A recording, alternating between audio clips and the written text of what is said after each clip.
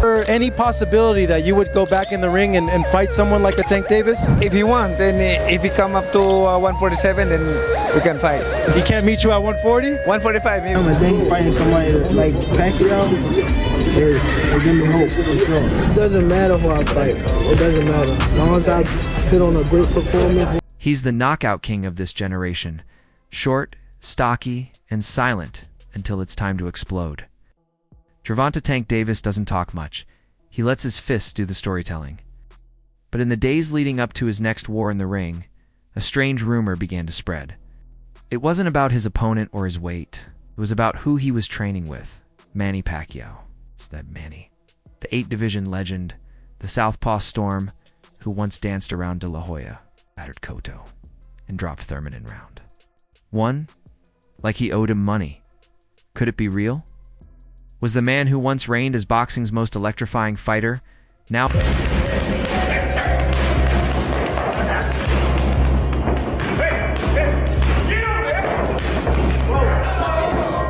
There was no confirmation, no verified photo, no press conference, just whispers, fan edits, maybe even a little wishful thinking.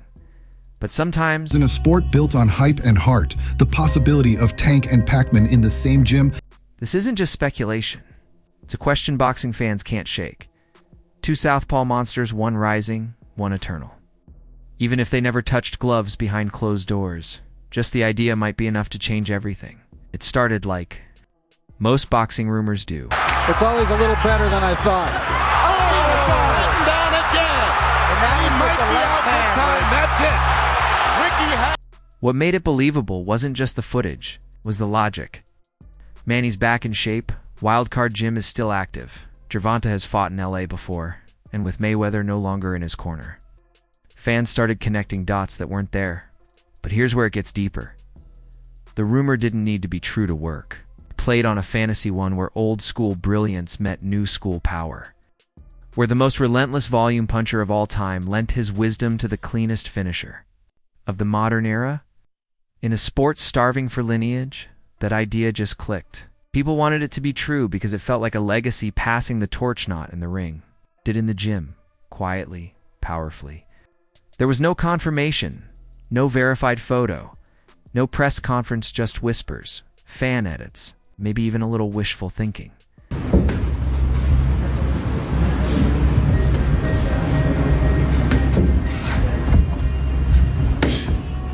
No statement from Team Pacquiao, no denial from Davis's camp either. That silence became fuel. After all, boxing thrives on mystery. Why spoil a good narrative with reality when the possibility sells better? The rumor lived in that space between truth and desire, and that space in boxing is sacred. It's where legends are born, where generations cross paths. For a few days, fans believed they were watching history unfold, not in a ring, but in a dimly lit gym where hands wrapped in tape whisper louder than microphones. Even if it never happened, it felt like it could have. Let's suspend disbelief for a moment. Manny Pacquiao. Oh, down goes Thurman! And let me tell you, that was just a quick punch. Well, we've talked about his maturity. Yes. He seems kind of awkward, but in this fight, he's not the one. There's a big left hand! Then there's the mental side. Pacquiao's discipline is legendary. No alcohol, no distractions during camp, just family, prayer, and war. For Davis, who's had run-ins outside the ring, that energy could be grounding, less of a trainer-trainee dynamic, more of a brotherhood built on silence and sweat. Roach's style is forward pressure. Ford's is reactive timing. Combine the two, and you get something nearly impossible to predict. Davis, for all his brilliance, has never fought with volume. He doesn't need to. Imagine if he could have. Manny showed Tank how to flood opponents with 5-shot combos from weird angles. Not just to land, but to confuse. That's a new kind of threat, one that doesn't wait to counter. One that comes to you from places you didn't even know were open.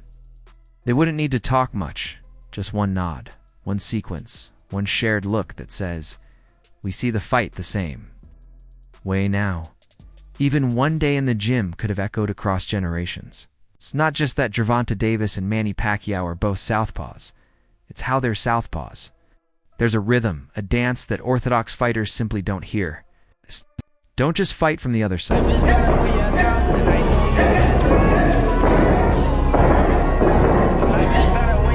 The left hand is everything. For Manny, it's a whip, a slicing blade that comes mid-combo or off a step. For Davis, it's a hammer-heavy, sudden, the kind of shot that ends fights without warning. But both know how to disguise it. They'll jab you with the right, freeze you with a feint, then snap that left through your guard before you even brace. If Davis ever trained with Pacquiao, this is the exchange that matters most. Not punches, but philosophy. How to create space when there's none. How to fight off the back foot as a southpaw without giving ground. How to own the weirdness of being unorthodox. Because most fighters aren't built to handle one southpaw in their career, let alone a southpaw who moves like Pacquiao or punches like Davis, while they approach fights differently, one in volume, one in detonations. They share an invisible thread.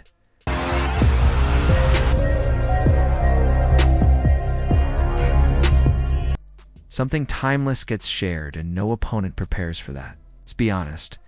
Manny Pacquiao training Gervonta Davis was never likely. The rumor had no confirmation, no photos, no whispers from credible insiders. But here's the question boxing can't stop asking. Could it still happen? Maybe not in the shadows of a full training camp, but even a single shared session, a quiet gym meet, or a public sparring exhibition would be enough to shake the sport. Because both fighters are still active in their own ways. Pacquiao may not be on a comeback tour, but he's never stepped away from the grind. He still trains regularly, still posts footage hitting the mitts with terrifying sharpness. And when reporters ask if he'd fight again, he always answers with a smile that says, "I could if I wanted to." Davis, meanwhile, is ramping up for another high-stakes bout.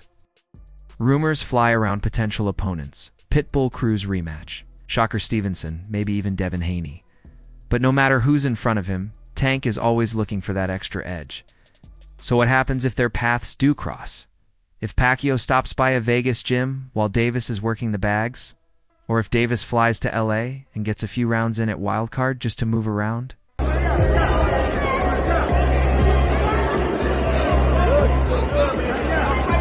There's precedent. Pacquiao has trained with younger fighters before, Filipino prodigies, rising contenders, even MMA guys looking for footwork lessons. He's not stingy with knowledge. He's just selective. And Davis, for all his street tough exterior, he's smart. He listens. He learns. He wants to master the craft, not just dominate it. So even if the original rumor wasn't real, there's still time to make it real. Imagine the headlines. Tank meets the Pac-Man. Even a 15-minute shadowboxing session caught on camera would break the internet, not for clout, not for legacy chasing, but for the rarest thing in boxing, mutual evolution. A student meeting a master, or maybe two masters comparing notes. And what does Pacquiao have to gain? His legacy is already locked, but sharing knowledge keeps it living. Roach once said, Manny's biggest joy wasn't